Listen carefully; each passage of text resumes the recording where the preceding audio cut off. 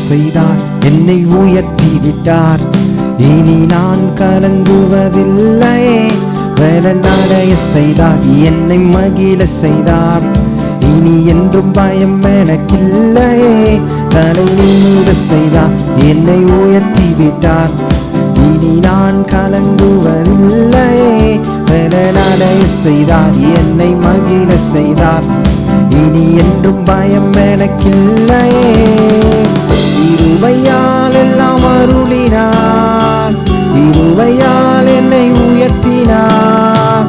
கிருபையால் எல்லாம் அருளினார், கிருபையால் என்னை உயர்த்தினார். நம் கர்த்தர் நல்லவரே, ஓ நம் கர்த்தர் நல்லவரே. நம் கர்த்தர் நல்லவரே, ஓ நம் கர்த்தர் நல்லவரே. சிலுவையில் எந்த சிறுமையை சிதைத்திட்டார் ராஜனே. சிறுமையை வேரோடு அறுத்திட்டார் வெற்றி என் தேவனே. சிலுவையில் எந்த சிறுமையை சிதைத்திட்டார் ராஜனே. சிறுமையை வேரோடு அறுத்திட்டார் வெற்றி என் தேவனே. ஆணிகள் பாய்ந்த கைகளால் என் கரம் பிடித்தாரே.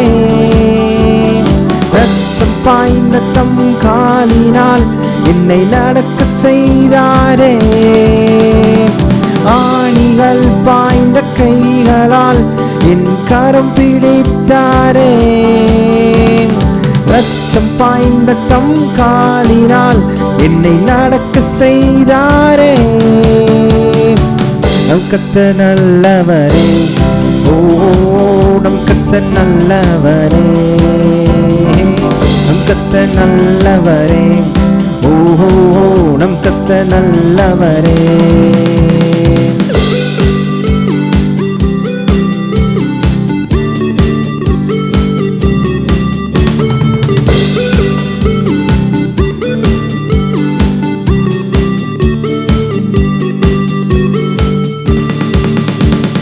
குகைதனில் ஒளிந்து கிடந்தேனே, அரண்மனை தந்தாரே.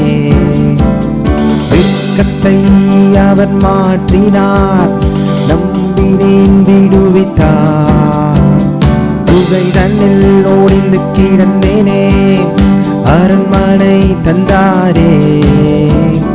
வெட்கத்தை அவர் மாற்றினார், நம்பினேன் விடுவித்தார்.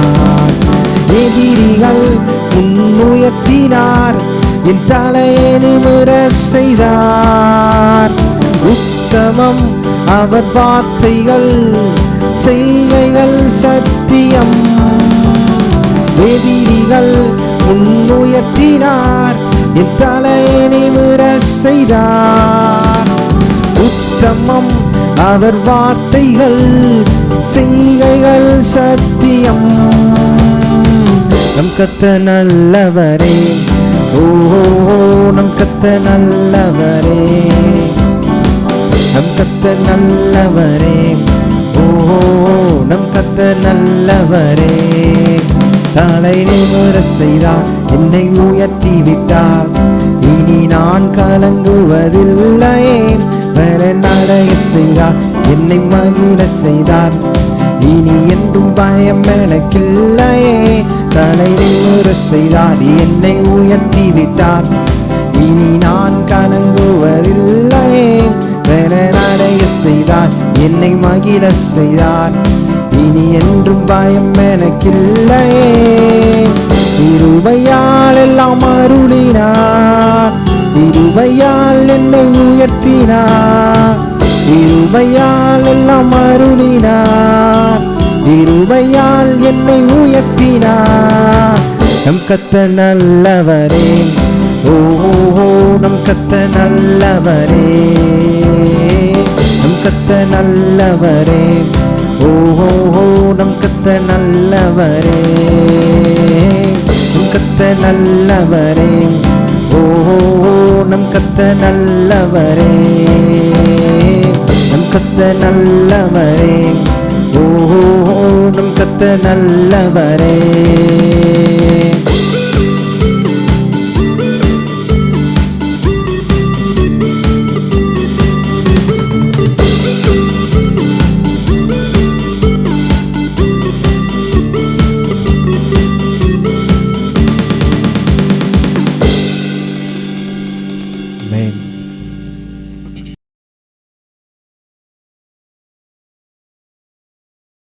உலகம் முழுவதுலையும் இன்றைக்கி வந்து இந்த அதாவது குட் ஃப்ரைடே இந்த புனித பலியை பாருங்கள் நம்ம அனுசரிக்கிறோம்.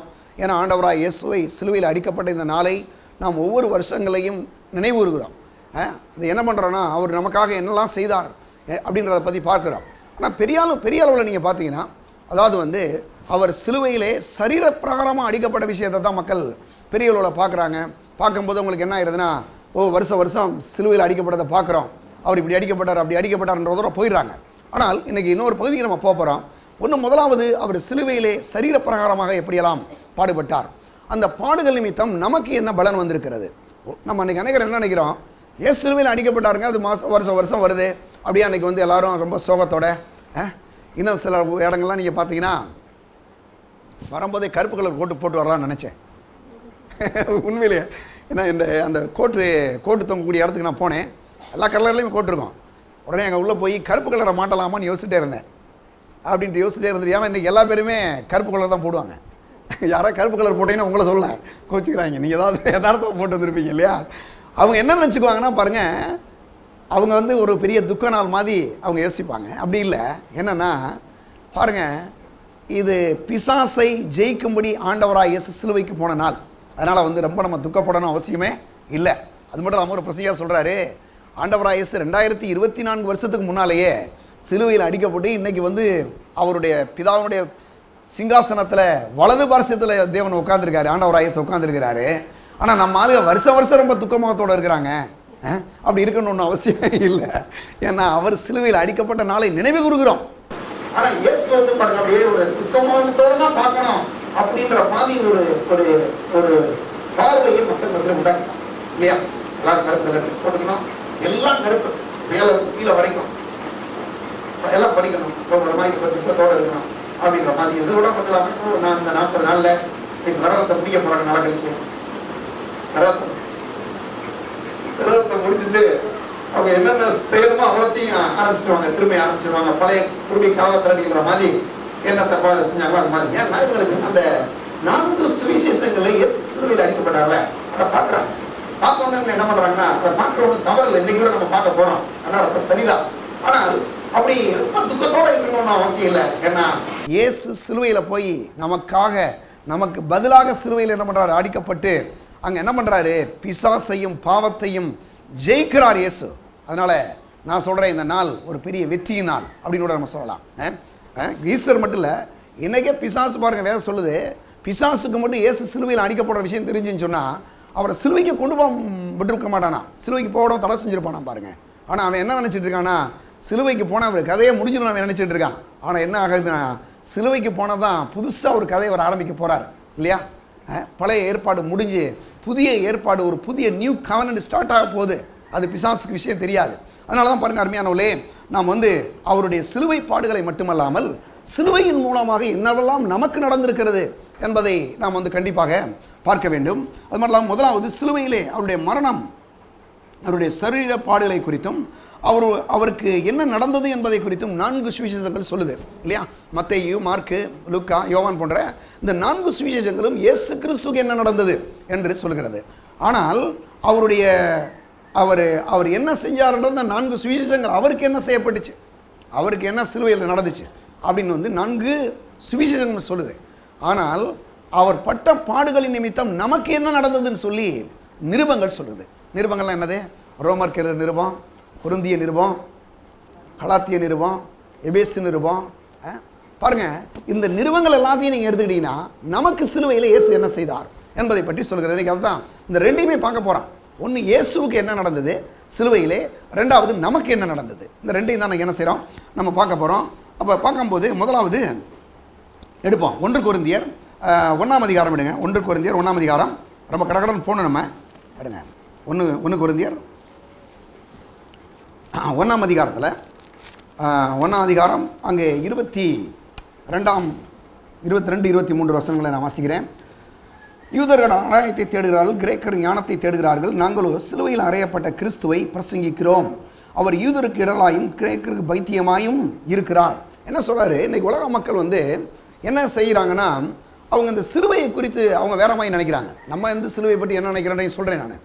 ஆனால் சிலுவை குறித்து மற்ற உலகத்தில் இருக்கக்கூடிய மக்கள் அவங்க என்ன நினைக்கிறாங்க அப்படின்னா பாருங்கள், அங்கே சொல்கிறாங்க. ஆகிலும் பாருங்கள், அந்த யூதராக இருந்தாலும் சரி அல்லது கிரேக்கராக இருந்தாலும் சரி, அவங்க எல்லாமே என்ன பண்ணுறாங்களாம், அதாவது யூதர்கள் அடையாளத்தை கேட்கிறார்கள், கிரேக்கர் ஞானத்தை தேடுகிறார்கள். இந்த ரெண்டுமே சிலுவையில் ஒன்றும் பெருசாக தெரியலை. அது அவங்களுக்கு ஒரு பெரிய குழப்பத்தை உண்டாக்குது. என்ன குழப்பம் உண்டாக்குது? இயேசு சிலுவையில் அடிக்கப்படுறாரே, அங்கே ஒன்றும் இவர் அதாவது எப்படியாவது அங்கேருந்து அவர் வாட்டுக்கு அந்த சிலுவையை விட்டு கீழே எந்திரிச்சு ஓடி வந்துடுவாரோ அப்படின்னு சிலருடைய, இவர் கடவுளாக இருந்திருந்தா சிலர் அதில் சொல்கிறான், நீர் உண்மையாகவே அதாவது ரட்சிக்கக்கூடிய ரட்சகராக இருந்தால் நீர் உண்மை ரட்சித்து கொண்டு எங்களை ரட்சிக்கலாமே அப்படின்னு பாருங்கள். யார் கேட்குறது? சிலுவையில் தொங்கின அந்த இன்னொரு கல்லன் சொல்கிறான். அப்போ அவங்களுடைய நோக்கம்லாம் என்ன அப்படின்னா, இயேசு ஏதாவது ஒரு அடையாளத்தை செய்யணும் சிலுவையின் மூலமாக அப்படின்ற மாதிரி அவங்க யோசிக்கிறாங்க. யார்? யூத மக்கள். கிரேக்கர்கள் என்ன சொல்கிறாங்க, அவங்களுக்கு அதாவது ஏதாவது ஒரு ஞானம், ஏதாவது ரொம்ப அவங்க படிப்பு சம்மந்தமாக ரொம்ப ஒரு மாதிரி டீப்பாக போகிறாளுங்க. அவங்க என்ன செய்கிறாங்க அப்படின்னா பார்த்தீங்கன்னா, அவங்க ஒரு மாதிரி அந்த ஞானம் இதிலேருந்து ஏதாவது நமக்கு விசேஷமாக ஏதாவது தெரியுமா அப்படின்னு சொல்லி இந்த கிரேக்க மக்களும் சொல்கிறார்கள். அது மட்டும் இல்லாமல் யூதர் பாருங்கள், இயேசுவை விசுவாசிக்கவில்லை. இயேசு வந்தபோது யூதர்கள் யாருமே இவர் ரட்சகர், இவர் ஆண்டவர் என்பதை விசுவாசிக்கவில்லை. கிரேக்கர்கள் எடுத்துக்கங்க, அது மட்டும் இல்லை புறஜாதி மக்களை நீங்கள் எடுத்துக்கிட்டீங்கன்னா அவங்களும் இயேசுவை என்ன பண்ணலங்க, விசுவாசிக்கவில்லை. முடிஞ்சால் அவரை தப்பிவித்துக் கொள்ளலாம், தப்பிச்சு கொள்ளட்டும் அப்படின்லாம் அவங்க சொல்கிறாங்க. அது மட்டும் இல்லாமல் இன்னும் ஒரு சிலர் சொல்கிறாங்க, இன்றைக்கி கூட அந்த ஆள்லாம் இருக்கிறாங்க. அவங்க என்ன சொல்கிறாங்கன்னா, இயேசு வந்தாருங்க, அதெல்லாம் உண்மைதாங்க, அவர் வந்தார் ஆனால் சிலுவைக்கு மட்டும் அவர் போல, அப்படியே எஸ்கேப் ஆகிட்டார் அப்படி ஒரு குரூப் இன்றைக்கி சொல்லிட்டு இருக்கிறாங்க. ஏன்னா யூதர்கள் ஒன்று சொல்கிறாங்க, கிரேக்கர்கள் ஒன்று சொல்கிறாங்க. அது மட்டும் இல்லாமல் இந்த சில மக்கள் என்ன சொல்கிறாங்க, இந்த மாதிரி இயேசு சிலுவைக்கே போகல அப்படின்லாம் சொல்கிறாங்க. சிலர் இருக்காங்க, அவங்க யாருன்னா நாத்தியர்கள், கடவுளே கிடையாது, கடவுளே இல்லை. இவங்க இல்லைன்னா சிலுவையை பற்றியும் கிடையாது, எதை பற்றியுமே கிடையாது. இவங்க என்ன சொல்கிறாங்கன்னா கடவுளே கிடையாது அப்படின்னு ஒரு குரூப். அந்த மாதிரி ஒரு சில மக்களை நான் பார்க்க முடிகிறது. ஆனாலும் வேதம் இதை குறித்து என்ன சொல்கிறது, சிலுவையை குறித்து என்ன சொல்கிறது என்பதை கண்டிப்பாக நாம் பார்க்க வேண்டும். அது மட்டும் இல்லாமல் பிதாவாகிய தேவனே தம்முடைய குமாரனை அவர் சிலுவையில் ஒப்பு கொடுத்தார் என்று வேதம் சொல்கிறது. பிதாவாகிய தேவனை என்ன பண்ணுறாரு, சிலுவையில் போய் ஆண்டவராக இயேசுவை ஒப்பு கொடுத்தார். அவர் ஒப்பு கொடுக்கலைன்னா கண்டிப்பாக இயேசுவை யாராலும் சிலுவையில் அடிக்க முடியாது. ஏன்னா அவர் சொல்கிறாரு, நான் ஒரு சின்ன ஒரு ஜெபம் பண்ணேன்னா என்ன பண்ணுவார் ஆண்டவர், ஒரு பெரிய திரளான ஒரு தேவதூதருடைய படையை இங்கே வந்துடும். ஏன்னா ஒரே ஒரு தேவதூதனே 1,85,000 பேரை அடித்து கொண்டு போட்டான் இல்லையா. இவர் ஜெபம் பண்ணார்னா பாருங்கள், 12 லேகியோனுக்கு அதிகமான தூதர்களை நான் என்ன பண்ணுவார், என் பிதாவாகிய தேவன் கிட்டத்தட்ட 72,000 தூதர்கள். ஒரு தூதனே 1,80,000 பேர் அடிச்சு போட்டான். 72,000 தூதர்களை இங்கே உடனே அனுப்பிச்சுடுவார்னு சொல்லி சொல்கிறார் இயேசு. அப்படின்னா அங்கே அவர் ஆண்டவராக இயேசுவை பிதாவாகிய தேவனே சிலுவையில் ஒப்பு கொடுத்தார். ஒப்பு கொடுத்தது மட்டுமல்லாமல் அவர் ஒப்பு கொடுத்ததை வேதம் என்ன சொல்லுகிறது எடுங்க. அப்போஸ்தலர் நடவடிக்கைகள் 2ஆம் அதிகாரம் 23வது வசனத்துக்கு நம்ம போகலாம். அப்படி இருந்தும் தேவன் நிர்ணயித்திருந்த ஆலோசனையின்படியையும் அவருடைய முன்னறிவின்படியையும் ஒப்பு கொடுக்கப்பட்ட அந்த இயேசுவை நீங்கள் பிடித்து அக்கிரமக்காரருடைய கைகளினாலே சிலுவையிலே ஆணி அடித்து கொலை செய்தீர்கள். நல்ல கவனிங்க. என்னன்னா, அப்படி இருந்தும் தேவன் என்ன பண்ணாரா, நிர்ணயித்திருந்தாராம். என்ன நிர்ணயம் பண்ணாரு அப்படின்னா, இயேசுவை சிலுவையிலே அடிக்கும்படி அவர் நிர்ணயித்திருந்தார். இயேசுவை அப்படி இருந்தும் தேவன் நிர்ணயித்திருந்த ஆலோசனையின்படியையும் அவருடைய முன்னறிவியின்படியையும் ஒப்பு கொடுக்கப்பட்ட அந்த இயேசுவை நீங்கள் பிடித்து அக்கிரமக்காரருடைய கையிலே சிலுவையிலே ஆணி அடித்து கொலை செய்தீர்கள். ஒன்று, அவர் நிர்ணயித்திருந்தார். ரெண்டாவது, அவர் என்ன பண்ணாராம், அவருடைய அந்த தேவன் நிர்ணயித்த ஆலோசனையின்படியும் அவருடைய முன்னறிவியின்படியையும் முன்னேலாம் சொல்லிட்டார். இயேசு இந்த உலகத்துக்கு வருவார்னு சொல்லி ஏசாயா பாருங்க சொல்றார். 53ஆம் அதிகாரத்தில் என்ன சொல்றாரு, நம்முடைய மீறுதல் நிமித்தம் அவர் அடிக்கப்பட்டார், நம்முடைய அக்கிரமங்கள் நிமித்தம் அவர் நொறுக்கப்பட்டார், நமக்கு சமானத்தை உண்டு பண்ணும் ஆக்கினை அவர் மீது வந்ததனுடைய காயங்களால் குணமாறும் என்று 53ஆம் அதிகாரம் முழுவதுமே சிலுவை பற்றி தான் சொல்றாரு இல்லையா. ஏசாயா தீர்க்கதரிசி சொல்றதை பார்க்குறோம்.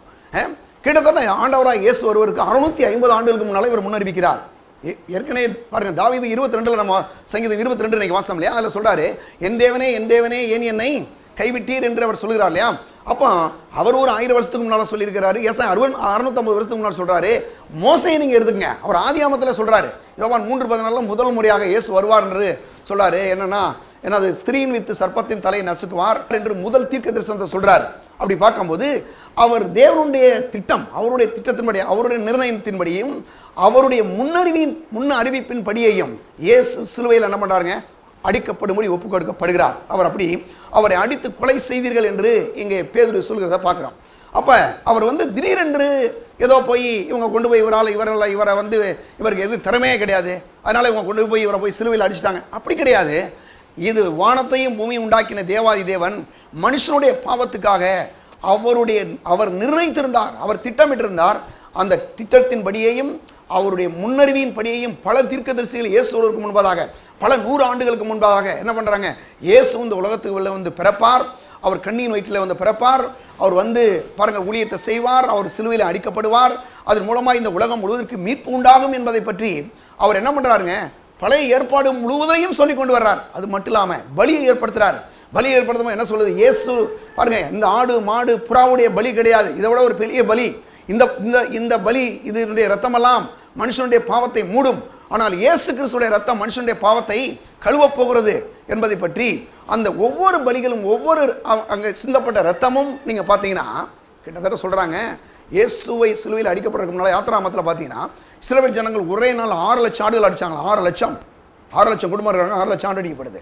அதுக்கு பிறகு நீங்க பாருங்க, சாலமோனுடைய காலத்தில் வரும்போது ஒரு பெரிய ஆலயத்தை கட்டுறான். ஆலயத்தை கட்டும்போது ஒரே நாள்லங்க ஒரு சர்ச்சுக்கு முன்னால 1,20,000 ஆடுகள் அடிக்கப்பட்டதாக வேத வல்லுநர் சொல்றாங்க. 1,20,000 ஆடுகள் உலகத்தில் எங்க நீ அடிக்கப்பட்டிருக்க பார்த்துருக்கீங்களா? ஒரே ஒரு சர்ச்சுக்கு முன்னால ரத்தம் ஆராய் ஓடுகிறது. காரணம் என்ன சொல்றாருன்னா, இந்த பலிகள் எல்லாமே மனுஷன் பாவம் செஞ்சுட்டான், இந்த பலியெல்லாம் செலுத்தப்பட்டு கொண்டே வருகிறது. எந்த பலியும் மனுஷனுடைய பாவத்தை கழுவ முடியாது, எந்த பலியின் மூலமாக எந்த ரத்தத்தின் மூலமாகவும் மனுஷனுடைய பாவம் மன்னிக்கப்பட முடியாது. யாருன்னா ஆண்டவராய் இயேசு கிறிஸ்து என்று ஒரு தெய்வம் இந்த உலகத்தில் வரப்போகிறார். அவர் மட்டுமே, அவருடைய ரத்தம் மாத்திரமே மனுக்குலத்தினுடைய பாவத்தை கழுவ முடியும் என்பதை அது மிக ஆழமாக சொல்கிறதை நம்ம என்ன பண்ண முடியும், பார்க்க முடியும். அப்படின்னா பாருங்க, அவருடைய பிதாவாகி தேவனுடைய முன்னறிவு, அவர் நிர்ணயித்திருந்தார், அவர் முன்னறிவித்தார். அதனால பாருங்க, அவர் அந்த நிர்ணயித்தபடியையும் அவர் முன்னறிவின் படியையும் இயேசுவை சிலுவையிலே அங்கே போய் அடிக்கிறார்கள். அது மட்டும் இல்லாமல் அவரை அடித்த விதங்களை நீங்க பாருங்க. அடிக்கும்போது பாருங்க, பார்க்கும்போது அவர் கேசமனை தோட்டத்துக்கு போறார். அந்த தோட்டத்தில் ஒரு முக்கியமான விஷயம் இருக்கு. என்ன அப்படின்னா, அங்கே ஒரு பெரிய திராட்சை பழ ஆலை இருக்குன்னு சொல்றாங்க. இன்னைக்கெல்லாம் பாருங்க, நம்ம ஜூஸ் போடுறதுக்கு ரொம்ப ஈஸியா கிரைண்டர்லாம் வந்துருச்சு, இந்த மிக்சர்லாம் வந்துருச்சு பாருங்க. அப்போ என்ன பண்ண முடியாது, நீங்க அந்த மாதிரி பண்ண முடியாது. என்ன பண்ணா, திராட்சை பழத்தை எடுத்து கொண்டு போய் ஒரு பெரிய தொட்டி இருக்குமா, அந்த தொட்டிகளை உள்ள கொட்டி ஒருத்தர் உள்ள இறங்கி மிதிப்பாரம் பாருங்க. மிதிக்கும் போது ஒரு மிதிக்க இந்த பக்கத்தில் வெளியில் ஒரு சாறு, அப்படியே அந்த திராட்சை ஜூஸ் அந்த சாறு வெளியில் போகுமா. அந்த மாதிரி இவர் அங்கே போய் ஜெபிக்கிறார் ஒரு இடத்துல பாருங்க, கெர்சமனே தோட்டத்தில் போய் ஜெபிக்கிறார் இல்லையா. அவர் ஜெபிக்கும் போது எடுங்க, அதை பற்றி எடுங்க, மத்தேயு 26ஆம் அதிகாரம் எடுங்க, சீக்கிரமா போலாம். மத்தேயு 26ஆம் அதிகாரம் 26ஆம் அதிகாரத்தில் 38, 39 வசனங்களை நான் வாசிக்கிறேன். அங்கே சொல்றாரு 38, 39 வசனங்கள். அப்பொழுது அவர், என் ஆத்துமா மரணத்துக்கு ஏதுவான துக்கம் கொண்டிருக்கிறது, நீங்கள் இங்கே தங்கி என்னோடு கூட விழித்திருங்கள் என்று சொல்லி சற்று அப்புறம் போய் முகங்குப்புற விழுந்து, என் பிதாவே, இந்த பாத்திரம் என்னை விட்டு நீங்க கூடுமானால் நீங்கும்படி செய்யும், ஆகிலும் என் சித்தத்தின்படி அல்ல உம்முடைய சித்தத்தின்படி ஆக்கிடுவது என்று ஜெபம் பண்ணினார். என்ன சொல்றாரு, போய் கொஞ்சம் தொலை போய் அந்த தோட்டத்துக்குள்ளே போய் இவங்கெல்லாம் சீசர்லாம் இருக்கிறாங்க. இருக்கும்போது அவர் சொல்றாரு பாருங்க, என்னன்னா சற்று அப்புறம் போய் என்ன பண்றாங்க, அப்புறம் போய் முகங்குப்புற விழுந்து, பிதாவே, இந்த பாத்திரம் என்னை விட்டு நீங்க கூடுமானால் என்னது நீங்கும்படி செய்யும், பாருங்க, நீங்கும்படி செய்யும், ஆகிலும் என்னுடைய சித்தத்தின்படி அல்ல உம்முடைய சித்தத்தின்படி ஆக்கடவது என்று சொல்கிறார். அப்படின்னு என்னன்னா, அவருடைய முன்னறிவு, அவருடைய தீர்மானம், அவருடைய திட்டம் பாருங்க, அவருடைய முன்னறிவிப்பு இவைகளின்படி, ஆண்டவரே இது உமக்கு சித்தமானால் என்னது, இந்த பாத்திரம் என்னை விட்டு நீங்கட்டு பாருங்க, இது ஆகிலும் என் சித்தத்தின்படி அல்ல உம்முடைய சித்தத்தின்படி ஆக்கடவது என்று அவர் ஜெபம் பண்றார். அவருக்கே ஒரு பக்கத்தில் சொல்றாரு, ஒரு வேதம் சொல்றாரு, அவருக்கே டக்குன்னு கொஞ்சம் நேரத்தில் இதை செய்வோமா வேணாமான்ற அளவுக்கு ஒரு மாதிரி பாடுகள் ரொம்ப அதிகமாகுது. ஏன்னா உலகத்தில் இருக்க எல்லா மனுஷனுடைய ப்ரெஷர்னா பிபி லெவல். ஒரு ஆளுக்கு 120 இருக்கணும், 120 இருக்கணும். ஒரு ஆளுக்கு வந்து ப்ரெஷர் லெவலு 200 போச்சுன்னு வச்சுங்க, எப்படி இருக்கும்? போச்சு, ரொம்ப ப்ராப்ளம். போய் எல்லாத்தையும் எடுக்க வேண்டியதான் மக்கள். ஆனால் இயேசுவுக்கு முழு மனுக்குலத்தினுடைய முழு விதமான பிபி லெவல், அதாவது இந்த ப்ரெஷர் லெவல் இல்லையா, அந்த மன அழுத்தம் முழுவதுமாக உலகத்தில் இருக்க எல்லா மனுஷனுடைய அந்த அவ்வளவு மன அழுத்தங்களும் இயேசுவின் மீது சுமத்தப்பட்டது. அதனால தான் அவர் என்ன பண்ணுறாரு, அவருடைய இரத்த வேர்வை, இந்த வேர்வை நாளங்கள் நமக்குலாம் வேர்வை வருது இல்லையா, ஆனால் இயேசுவுக்கு வேர்வை நாளங்கள் வழியாக ரத்தம் வந்துருச்சு. அந்த மாதிரி ஒரு ப்ரெஷர், பயங்கரமான ப்ரெஷர், பயங்கரமான ஒரு அழுத்தம், முழு மனுக்குலத்தினுடைய அந்த பாரமும் அவருடைய மனதை அப்படியே ஆட்டி ஒரு மாதிரி ப்ரெஷர் பண்ணுது பிசாசு. அந்த மாதிரி முழு மனுக்குலத்தினுடைய எல்லா விதமான ப்ரெஷரையும் பிசாசு பாருங்க ஆண்டவராக இயேசு அவர் சுமந்தார். அவர் அதனால போய் அவர் ஜெபிக்கிறார். அங்கே வந்து அவருடைய ரத்தம் அப்படியே அந்த வேர்வை நாளங்கள் வழியாக பீரிட்டு வருகிறது இல்லையா. அப்படிப்பட்ட ஒரு பாடை ஏன் இயேசுப்பட்டார் அப்படின்னா, இன்னைக்கு யாரும் ப்ரெஷரில் இருக்கணும்னு அவசியம் இல்லை. நல்லா புரிஞ்சுக்கணும் இல்லையா. ப்ரெஷர் வந்து ஓவர் ஆகி பிசாசு அடிக்கடி சொல்லுவாங்க பாருங்க, ரொம்ப பேருக்கு ஹார்ட் அட்டாக் வருது. நான் அடிக்கடி சொல்லுவேன், எனக்கெல்லாம் வராது அப்படின்னுவேன். அதுக்கு என்ன அப்படின்னா, என் ஹார்ட்டுக்குள்ளே இயேசு இருக்கிறார், அதனால் வராது. நான் சொல்கிறத புரிஞ்சுக்கிட்டீங்களா? ரொம்ப பேர் பாருங்க, அன்றைக்கி ஒரு சில நாள் அப்படி சொல்லுவாங்க பாருங்கள், அது வந்துடும் இது வந்துடும். நான் பிசாசா சொல்லுவேன், பிசாசே என் ஹார்ட்டுக்குள்ளே யார் இருக்கா? இயேசு இருக்கிறார், அதனால் உன்னால் தொட முடியாது. எந்த உண்மையும் நீ ஒன்றும் ப்ரெஷர்லாம் ஒன்றும் ஆக்க முடியாது. ஏன் ப்ரெஷர்லாம் இயேசு சிலுவையில் சுமந்து தீர்த்து விட்டார். அப்போ தேவனுடைய பிள்ளைகளே, நம்முடைய எல்லா விதமான அந்த ப்ரெஷரையும் பிபி லெவலையும் எல்லா விதமான அழுத்தங்களையும் இயேசு சிலுவையிலே அவர் சுமந்து தீர்க்கும்படியாக அவருடைய ரத்தம் பீரியட் அப்படியே பாருங்க வேர்வை நாளங்களுடைய சிந்தப்பட்டது. ரெண்டாவது இன்னொரு இடத்துக்கு போவோம். மத்தேயு சுவிசேஷம் 27ஆம் அதிகாரம் 27 to 30 வசனங்களை நான் வாசிக்கிறேன். அப்பொழுது சேனாதிபதி போர் சேவகரும் இயேசுவை தேசாதிபதியின் அரண்மனையை கொண்டு போய் போர் சேவரின் கூட்டம் முழுவதையும் அவரிடத்திலே குடிவர செய்து அவர் வஸ்திரங்களை கலற்றி சிவப்பான மேலங்கி அவருக்கு உடுத்தி முள்ளுகளால் ஒரு முடியை பின்னி அவர் சிரசின் மேல் வைத்து அவர் வலது கையிலே ஒரு கோலை கொடுத்து அவர் முன்பாக முழங்கால் படியிட்டு யூதருடைய ராஜாவே வாழ்க என்று அவரை பரியாசம் பண்ணி அவர் மேல் துப்பி அந்த கோலை எடுத்து அவர் சிரசின் மேல் அடித்தார்கள். நல்லா கவனிங்களேன். இங்கே வந்து பார்த்தீங்கன்னா ரெண்டாவது அவருடைய தலையை வந்து பாதிக்குது. இந்த ப்ரெஷர் நான் இப்போ ஏற்கனவே சொன்னேன் இல்லையா, மனதில் தான் பெரிய குழப்பமே. இருக்கிற வியாதியிலே பெரிய வியாதி எதுன்னு அநேகர் சொல்கிறாங்க டாக்டர்ஸு. மனது தான் ரொம்ப பெரிய ப்ராப்ளம்ன்றாங்க. மனதை வந்து நீங்கள் வந்து ஒரு லிபரலாக வச்சுக்கலன்னு வச்சுங்க, ஏகப்பட்ட குழப்பத்தோடு நீங்கள் வந்து எப்போதும் பிரச்சனையும் இதையும் சிந்திச்சுக்கிட்டே இருந்தீங்கன்னா எல்லா விதமான வியாதி வருதுன்னு சொல்கிறாங்க. ஏன்னா பிசாசு வந்து மனதை எடுத்தோன்னு அட்டாக் பண்ணுறதே மனதை தான். அங்கே இயேசு போய் என்ன பண்ணுறாரு, அவர் போய் அங்கே அந்த ரோம பிளாத்தோடைய அந்த அரண்மனையில் இருக்கிறார். இவன் என்ன பண்ணுறான் பாருங்க, அந்த போர் சவரெலாம் கொண்டு போய் முழு நாள் செய்யப்பட்ட முடியை என்ன பண்ணுறான், ஒரு ராஜாவுக்கு எப்படி ஒரு கிரீடம் சுமத்தப்படுதோ அதே மாதிரி ஒரு முள்முடியை செய்கிறான். அந்த முள் வந்து நம்ம ஊர் இந்த இங்கே இருக்கக்கூடிய சீமக்கர் உள்ள முள்ளில் அது மாதிரி கிடையாது. அது வந்து ஒரு பெரிய வேற அங்கே சொல்கிறாங்க யூதியா தேசத்தில் டெரக் ஃபிரின்ஸ்னு ஒரு ஊழியக்காரர் சொல்கிறாரு, கிட்டத்தட்ட அவர் சொல்கிறாரு 3 to 4 நீளம் இருக்குன்னு சொல்கிறாரு. அந்த அந்த முள்ளுடைய நீளமே அந்த முள்ளை எடுத்து ஒரு மாதிரி கிரீட மாதிரி பின்னி அப்படியே தலையில் வச்சு என்ன பண்ணுறான், அங்கே இருக்கக்கூடிய போர் சேவகன் அவருடைய முகத்தில் துப்பி அவரை கோலால் அடிக்கிறான். அடித்தான் என்ன ஆகுதுன்னா, அந்த முள்ளுகள் அத்தனையும் போய் அப்படியே மண்டையில் உள்ளே பூந்துருச்சு, உள்ளே இறங்கிருச்சு. உள்ளே இறங்கி அங்கேருந்து ரத்தம் கொட்டுகிறது. காரணம் என்ன, மனுக்குலத்தினுடைய எல்லா விதமான மன அழுத்தங்களையும் அந்த டென்ஷன் ப்ராப்ளம் அந்த மன அழுத்தங்களையும் தீர்க்கும்படியாக இயேசு அவர் சிலுவையிலே அந்த முள்முடியை ஏற்றுக்கொண்டார். அது மட்டும் இல்லாமங்க, முதல் மனுஷனை ஆதாம் பாவம் செய்தபோது சொன்னார், ஆண்டவரே உனக்கு இந்த பூமி உன் நிமித்தம் சபிக்கப்பட்டிருக்கும், உனக்கு முள்ளும் குறுக்கும் இந்த பூமி விளைவிக்கும் என்று சொன்னார் இல்லையா. அப்போ என்ன பண்ணுறாரு, அந்த முள் என்பது ஒரு பெரிய சாபம், தரித்திரத்தினுடைய சாபம். அந்த சாபத்தை இயேசு தன் மீது ஏற்றுக்கொண்டு அந்த முள்ளை அந்த முள்ளின் மூலமாக அந்த சாபம், தரித்திரன்றது ஒரு பெரிய சாபம், அந்த சாபத்தை இயேசு என்ன பண்ணார், ஏற்றுக்கொண்டு அந்த முள்முடியை ஏற்றுக்கொண்டு அந்த ரத்தத்தை சிந்தி அவருடைய ரத்தத்தை சிந்தி என்ன பண்ணியிருக்கிறாருங்க, தரித்திரத்தை சிலுவையிலே சுமந்து தீர்த்திருக்கிறார். அவருடைய ரத்தம் இன்னைக்கு பாருங்க தரித்திரத்திற்கான ஒரு பெரிய பதிலாக இருக்கிறது. இயேசுவின் ரத்தம் தரித்திரத்தில் இருக்கக்கூடிய மனுஷனை மீட்டெடுக்கக்கூடியதாக இருக்கிறது என்பதை நாம் பார்க்க முடிகிறது. இயேசுவின் ரத்தம் அங்கிருந்து தலையிலிருந்து கால் வரைக்கும் அப்படியே கொட்டுது பாருங்க. தலையில இருந்து அடிச்சு அங்கிருந்து ரத்தம் அப்படியே வடியுது, அவருடைய தாடியெல்லாம் ஒடியுது. அந்த மாதிரி இயேசுவை சிலுவையிலே அடித்தார்கள் என்பதை நாம் பார்க்க முடிகிறது. ரெண்டாவது. மூன்றாவது எடுங்க, மூன்றாவது அவருடைய தாடை மயிரை அவர்கள் புடுங்கினார்கள் என்று வேதம் சொல்லுது. ஏசாயா 50ஆம் அதிகாரம் எடுங்க, 6ஆம் வசனம். அடிக்கிறவர்களுக்கு என் முதுகையும் தாடை மயிரை பிடிங்கிறவர்களுக்கு என் தாடைகளையும் ஒப்பு கொடுத்தேன்.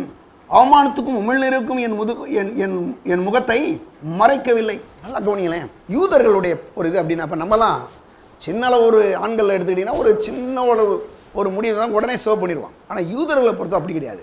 யூதர்கள் அவங்க முழுசு தாடி வளர்த்துருப்பாங்க. அப்போ அங்கே சொல்கிறாரு என்னன்னா, ஏசாயா சொல்கிறாரு, அடிக்கிறவர்களுக்கு என் முதுகையும் தாடை மயிரை பிடுங்குறவர்களுக்கு என் தாடைகளையும் ஒப்பு கொடுத்தேன். அப்படி இயேசுவை நிற்க வச்சு ஒவ்வொரு முடியாக போர்ச்சவன் அப்படி பிடுங்கினானா. இந்த தாடை அந்த தாடியை ஒரு முடியாக அப்படி பிடுங்கி எடுத்தானா. காரணம் என்ன? மனுக்குலம் இன்னைக்கு வார்த்தையை வைத்து கொண்டு பாவம் செய்கிறது. வார்த்தையை வச்சு பேசுகிற வார்த்தையினாலே இன்னைக்கு அனைவருடைய பாவம், பயங்கரமான பாவத்தை மனுஷன் செஞ்சிடறான். அது மட்டும் இல்லாமல் இந்த முழு மனுக்குலத்தினுடைய எல்லா விதமான அந்த பாவ செயலுக்காகவும் இயேசுடைய அங்கிருந்து அந்த தாடை பகுதியில் இருந்த ரத்தம் கொட்டுகிறது என்பதை நாம் அங்கே பார்க்க முடிகிறது. அது மட்டும் இல்லாமல் பாருங்க, அங்கே மூன்றாவதாக பார்க்கலாம். நான்காவதாக எடுங்க சங்கீதம் 22ஆம் அதிகாரம் எடுங்க. சங்கீதம் 22ஆம் அதிகாரம் 16-17 வசனங்களுக்கு நான் போகலாம். நாய்கள் என்னை சூழ்ந்திருக்கிறது, பொல்லாதவர்களின் கூட்டம் என்னை வளைத்து கொண்டது, என் கைகளையும் என் கால்களையும் உருவ குத்தினார்கள், என் எலும்புகளை எல்லாம் நான் எண்ணலாம், அவர்கள் என்னை நோக்கி பார்த்து கொண்டிருக்கிறார்கள். பாருங்க சொல்றாரு, நாய்கள் என்னை சூழ்ந்திருக்கிறது, பொல்லாதவர்களின் கூட்டம் என்னை வளைந்து கொண்டது, என் கால்களையும் என் கைகளையும் என் கால்களையும் உருவ குத்தினார்கள். நல்ல கவனிங்களேன். கையும் காலையும் குத்துனதுன்றது சாதாரண விஷயம் கிடையாது. நம்ம என்ன பண்ணுறோம், இயேசு சிலுவையில் அடிக்கப்பட்ட ஃபோட்டோ அங்கே இருக்குது. இருந்தாலும் இன்னைக்கு நிறைய இடங்களில் பார்த்தீங்கன்னா இந்த நடு பகுதியில் ஒரு ஆணி, ஒரு சின்ன ஆணி இருக்குது. இந்த ஃபோட்டோ கடிக்கிற ஆணி மாதிரி ஒரு ஆணியை வச்சு அடிச்சிருப்பாங்க. பார்த்துருப்பீங்க, நீங்களே பார்த்துருப்பீங்க. இங்கே கீழே கூட அப்படி இருக்கும். அப்படி அடிக்கப்பட முடியாது.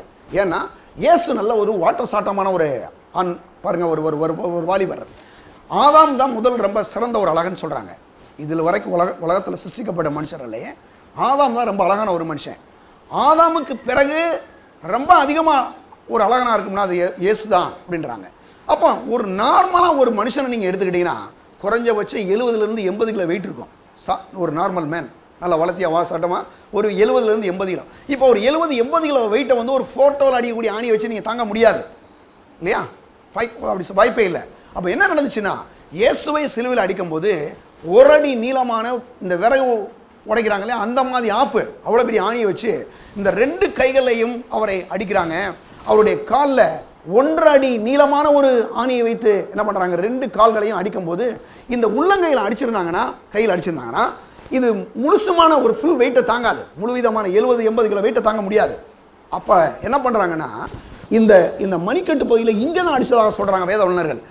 இந்த மணிக்கட்டு பகுதி 2 கையிலையும் அந்த மணிக்கட்டு பகுதியில் அடிச்சாரலாம். அதே போல் அவருடைய 2 கால்களையும் ஒன்றா சேர்த்து அவருடைய மணிக்கட்டு பகுதியில் வச்சு என்ன பண்ணுறாங்க, 1.5 அடி நீளமான ஒரு பெரிய விறகுடைய ஆப்பை வைத்துக் கொண்டு இயேசுவை அடிக்கிறார்கள்.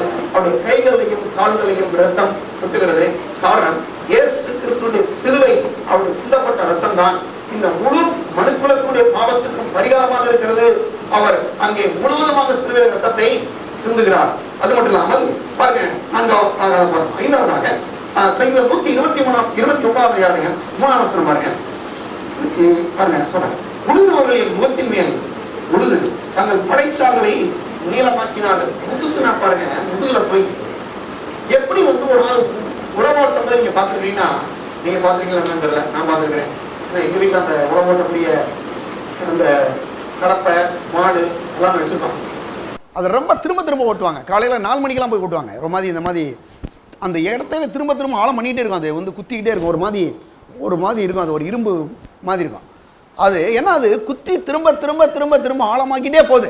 எதுக்கு அப்படின்னா, அது அந்த மண்ணெல்லாம் மேலே வந்தால் தான் அந்த பூமிக்கு நல்ல விளைச்சலை கொண்டு வருன்ற மாதிரி. அதே போல் இயேசு சொல்கிறார், இங்கே இயேசுவை குறித்து இங்கே இந்த தாவீது சொல்கிறாரு. பாருங்க இந்த சங்கீதம் சொல்லுது, உழுகிறவர்களின் முதியின் மேலே உழுது தங்கள் படைச்சாலை என்ன செய்தார்களாம், நீளமாக்கினார்கள். அடி பாருங்க எப்படின்னா 39 அடி இயேசுவை அடிக்கிறாங்க. இது ஒருவர் தப்பு செஞ்சா அங்கே இருக்கக்கூடிய அந்த தண்டனை என்னன்னா 39 அடி அடிக்கணும். அடிச்சா பாருங்க, இது ஏதோ சும்மா நீங்கள் அந்த மாடு அடிக்கிறதுக்கு அந்த மாதிரி சின்ன ஒரு சாட்டை வச்சுருப்பாங்க, நீங்கள் பார்த்துருப்பீங்க. அந்த மாதிரியில் இது எப்படின்னா ஒரு நீளமான ஒரு சாட்டை இருக்கும். அது 3 பிரிவுகளாக இருக்கும். அந்த 3 பிரிவுகளையும் 3 கொக்கிகள் இருக்கும்.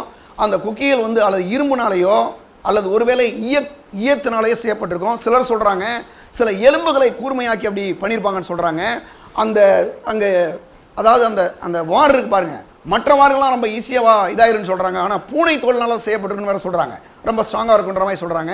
அப்படிப்பட்ட ஒரு வாரினால் வந்து அடிக்கும்போது ஒரு பலம் வாய்ந்த ஒரு பெரிய ஒரு போர்சவன் வந்து இயேசுவை நீங்கள் சாதாரணமாக அடிக்க முடியாது. அடிக்கும் போது இப்படி நிற்கிறவராக அடிக்க முடியுமா? முடியாது. என்ன பண்ணாங்களாம், இயேசுவை போய் ஒரு இந்த கையை ரெண்டையும் என்னது ஒரு மாதிரி லாக் பண்ணிட்டு இப்படி கீழே இப்படி குனிய வச்சு 39 அடிகள் அடிக்கிறாங்க.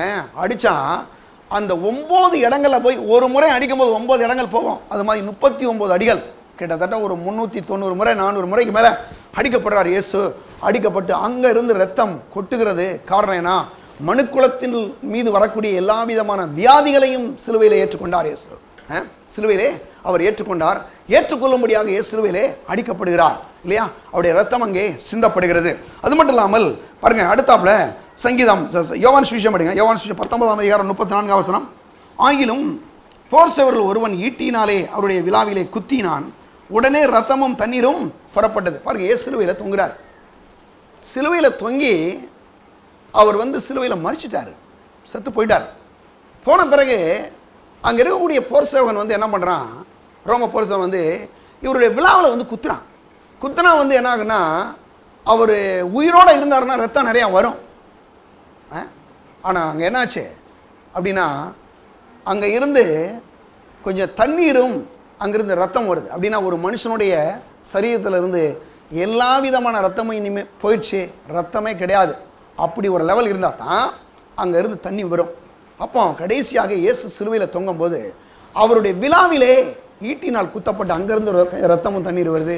அப்படின்னு என்ன சொல்கிறாரு, கடைசி சொட்டு ரத்தையும் இயேசு என்ன பண்ணாரு, சிந்தி அவர் சொல்கிறாரு, எல்லாம் முடிந்தது, எல்லாம் முடிந்தது என்று சொல்லி தன்னுடைய ஜீவனை விட்டார். இயேசு சிலுவையிலே தன்னுடைய வீரை விடுகிறார். அப்போ இயேசு சிலுவையிலே அவர் சிந்தின அந்த ரத்தம், அவருடைய பாடுகளை நீங்கள் பார்க்கும்போது அவர் எப்படியெல்லாம் இந்த உலகத்தில் நமக்காக அடிக்கப்பட்டார், அவர் ரத்தத்தை சிந்தினார், அவர் எப்படியெல்லாம் மரித்தார் என்பதை வேதத்தில் நம்ம என்ன செய்யணும் பார்க்க முடிகிறது இல்லையா? இதோடு அப்படி விட்டுருந்தாருன்னா இது நடந்தது தான் நமக்கு தெரியுது. இதுதான் நமக்கு வந்து தெரியுது. ஏன்னா சிலுவையில் அடிக்கப்பட்டாருங்க, ரத்தத்தை சிந்தினா இதெல்லாம் பண்ணார். ஆமாம், உண்மைதான், சத்தியம். 4 சுவிசேஷங்கள் தான் எழுதப்பட்டிருக்கு இல்லையா?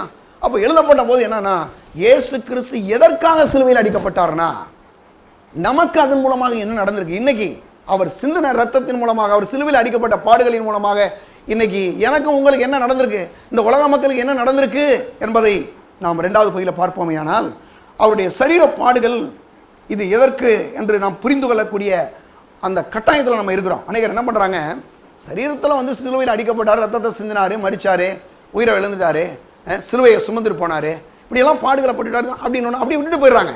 ஆனால் அதன் மூலமாக நமக்கு என்ன நடந்தது, அவர் சிலுவையிலே நமக்கு தேவன் என்ன செய்தார், இயேசு என்ன செய்தார் என்பதை பார்க்கப்படும். இருங்க, 2 கொரிந்தியர் 5ஆம் அதிகாரம் 21ஆம் வசனத்துக்கு நாம் வருவோம். நாம் அவருக்குள் தேவனுடைய நீதியாகும்படிக்கு பாவம் அறியாத அவரை நமக்காக பாவமாக்கினார். என்ன நான் சொல்றாரு, நாம் அவருக்குள் தேவனுடைய நீதியாகும்படிக்கு பாவம் அறியாத அவரை நமக்காக என்ன பண்ணாராம், பாவமாக்கினார். நல்லா கவனிச்சிங்கன்னா, இயேசு கிறிஸ்துவை குறித்து இங்கே பார்க்குறோம். இயேசு ஏன் சிலுவையில் அடிக்கப்பட்டார், சிலுவையில் அடிக்கப்பட்டதை பார்த்தோம், ஆனால் ஏன் சிலுவையில் அடிக்கப்பட்டார் அப்படின்னா சொல்கிறாரு, நாம் அவருக்குள் தேவனுடைய நீதியாகும்படிக்கு பாவம் அறியாத அவரை நமக்காக சிலுவையில் என்ன பண்ணாராம், அவர் பாவமாக்கினார். இயேசு சிலுவையில் தொங்குறப்ப தான் பாவமானார், மறந்துடக்கூடாது. ரொம்ப பேர் என்ன பண்ணுவாங்கன்னா பாருங்கள், இயேசு அவர் 33 வருஷத்தில் அப்படியே பாவமெல்லாம் அப்படிலாம் கிடையாது. எங்கே இயேசு பாவமானார்னா சிலுவையில் தான் பாவமானார்.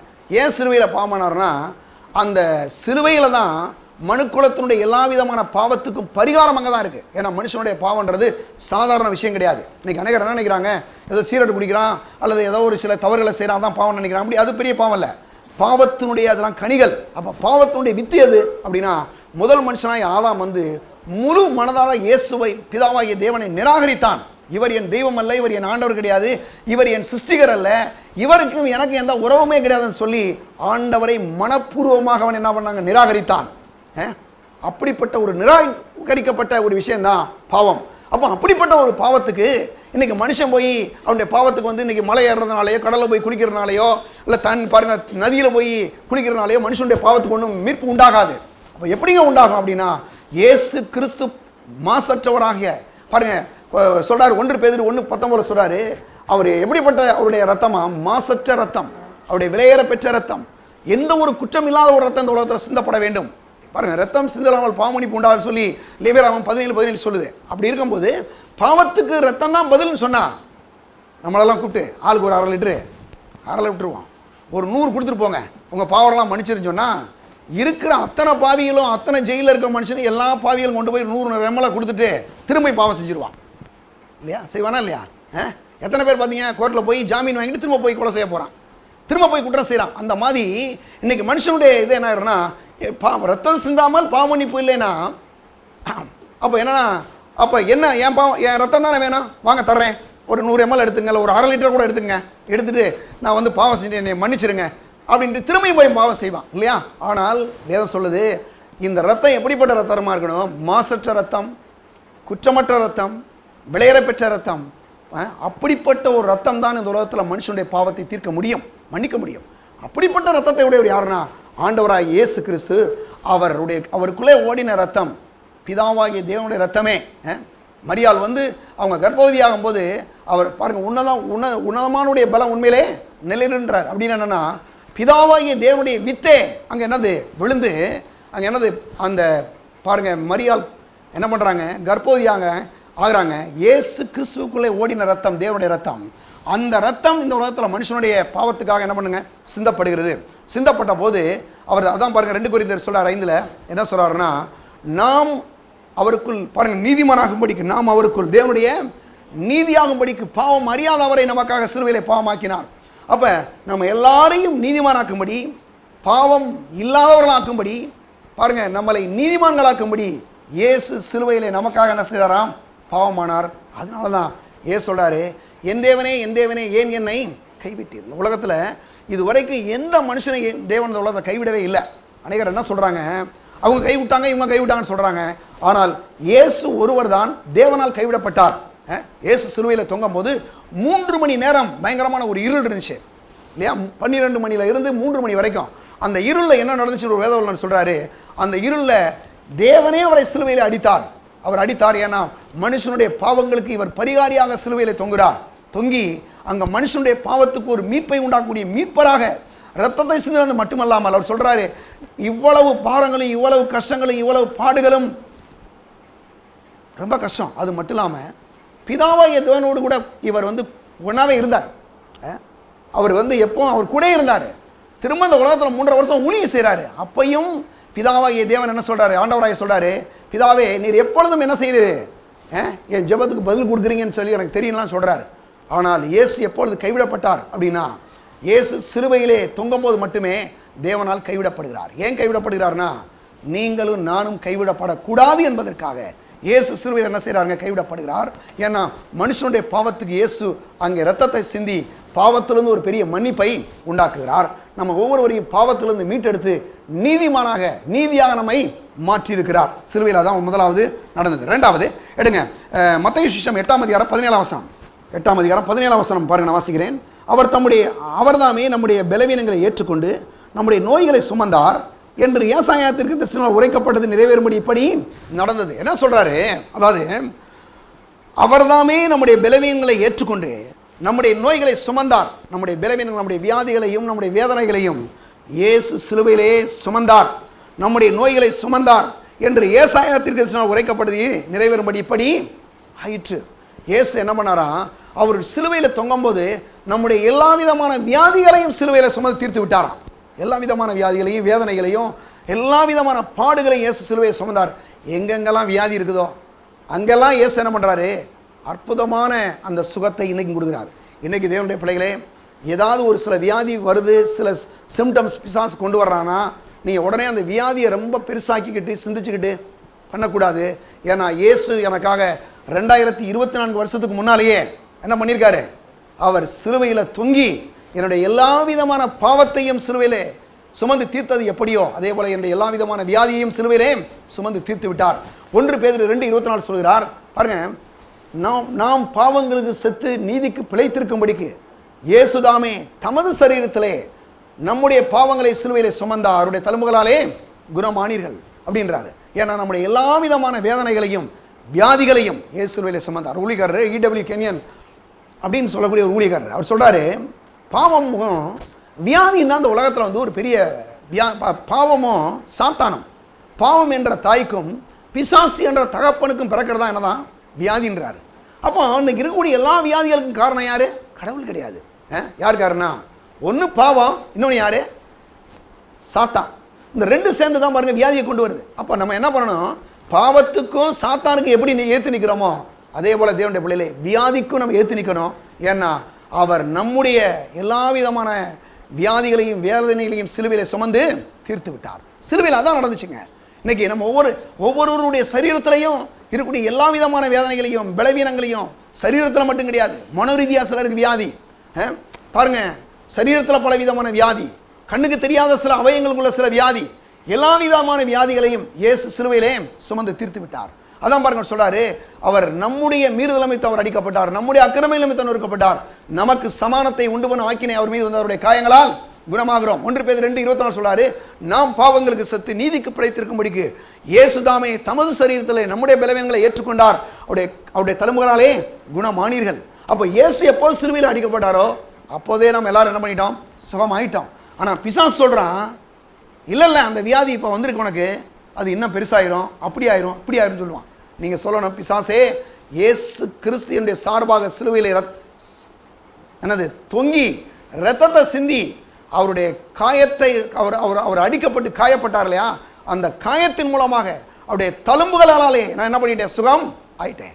அவர் அந்த பாருங்க சிலுவையில் தொங்கும் போது அந்த காரியம் நடந்தது. எடுங்க அடுத்து இன்னொரு பகுதிக்கு நம்ம போகலாம். எடுங்க 3வது பகுதி 2 கொரிந்தியர் 8:9. சீக்கிரமா முடிக்க போறோம், வேகமா போகலாம். நம்முடைய கர்த்தராகிய இயேசு கிறிஸ்துவின் கிருபையை அறிந்திருக்கிறீர்களே, அவர் ஐஸ்வர்யம் உள்ளவராக இருந்தும் நீங்கள் அவருடைய தரித்திரத்தினாலே ஐஸ்வர்யங்களாகும்படிக்கு உங்கள் நிமித்தம் தரித்திரரானாரே. என்ன பண்ணாரா? அதாவது பாருங்க, நல்ல கவனிங்க, நான் நம்முடைய கர்த்தராகிய இயேசு கிறிஸ்துவின் கிருபையை அறிந்திருக்கிறீர்களே அப்படின்னு சொல்லிட்டு சொல்றாரு. பாருங்க, அவர் ஐஸ்வர்யம் உள்ளவராக இருந்தும் நீங்கள் அவருடைய தரித்திரத்தினாலே ஐஸ்வர்யங்களாகும்படிக்கு உங்கள் நிமித்தம் இயேசு தரித்திரரானாரே. இயேசு எங்க தரித்திரரானாரா?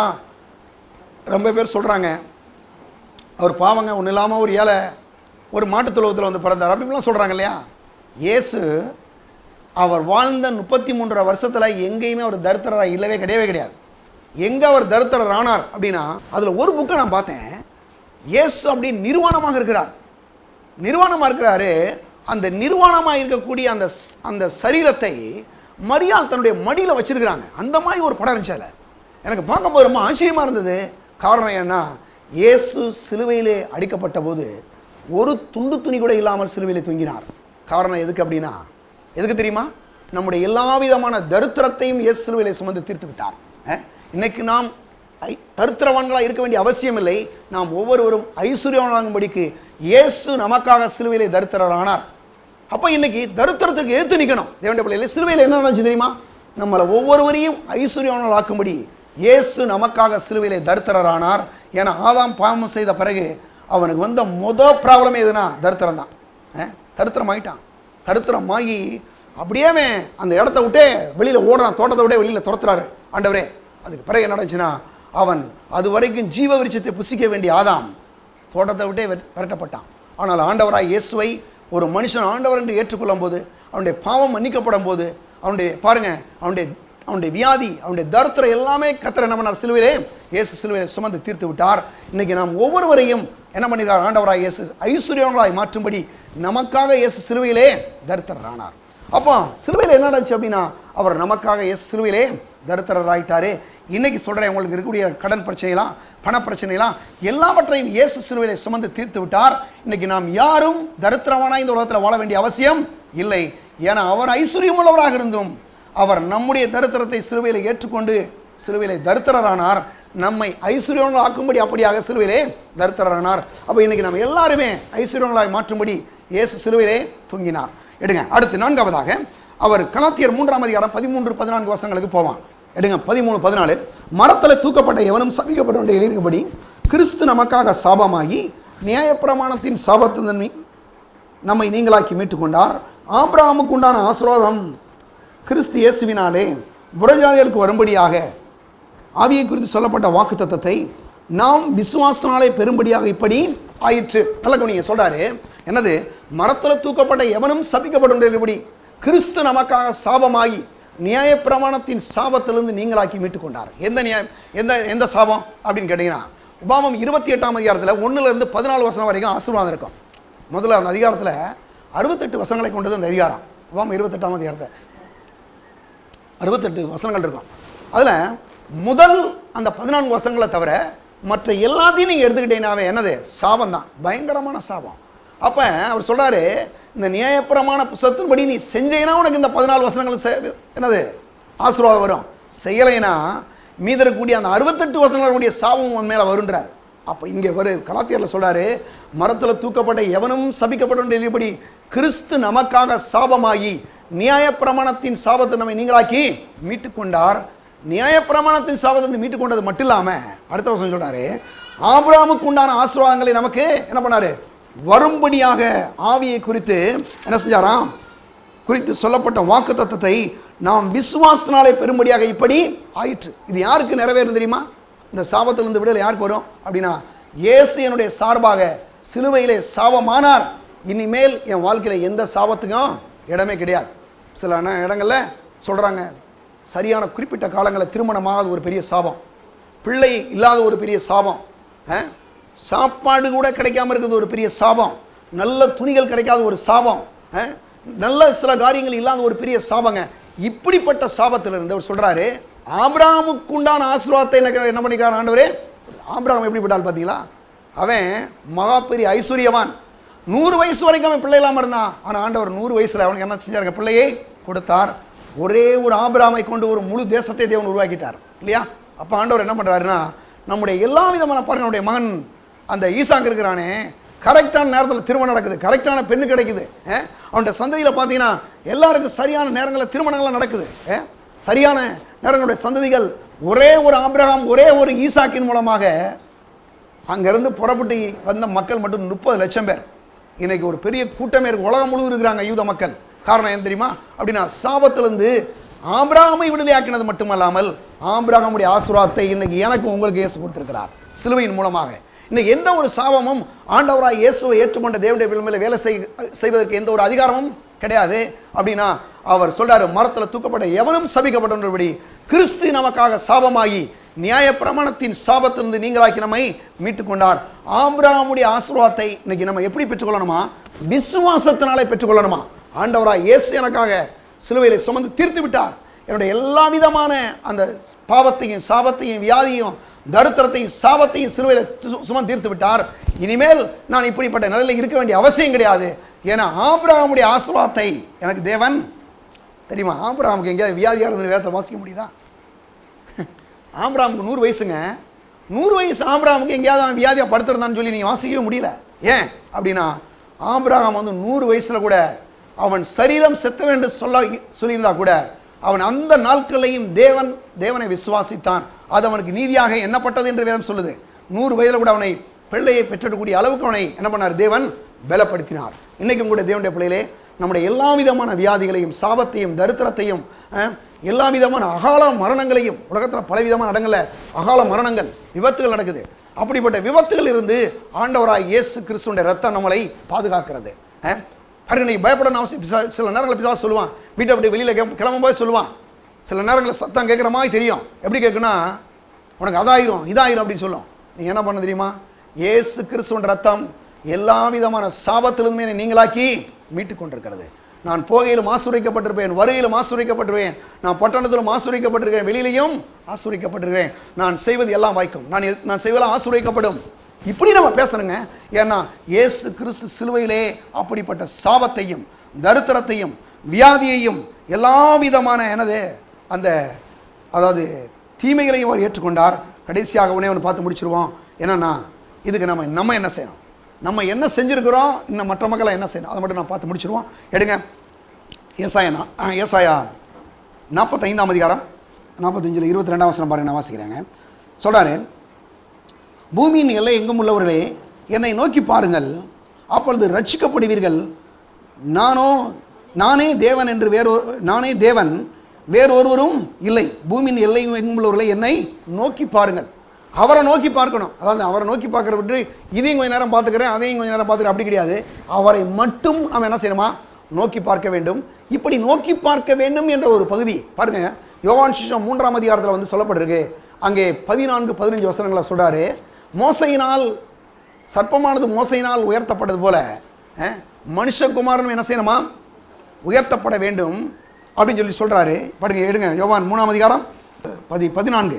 சர்ப்பமானது மோசையினால் வனாந்தரத்தில் உயர்த்தப்பட்டது போல மனுஷகுமாரனும் தன்னை விசுவாசிக்கிறவன் எவனோ அவன் கெட்டு போகாமல் நித்திய ஜீவனை அடையும்படிக்கு உயர்த்தப்பட வேண்டும். இயேசு சிலுவையில் அடிக்கப்படும் போது ஒரு சர்ப்பமாகவே தொங்கினாராம், ஒரு பாம்பு மாதிரியே. பாம்புக்கு எவ்வளோ விஷம் இருக்கும், அந்த மாதிரி இந்த முழு மனுக்குலத்தினுடைய எல்லா விதமான அந்த பாவம், சாவம், வியாதி, தரித்திரம் எல்லாத்தையும் அவர் மேலே சுமத்தியாச்சு.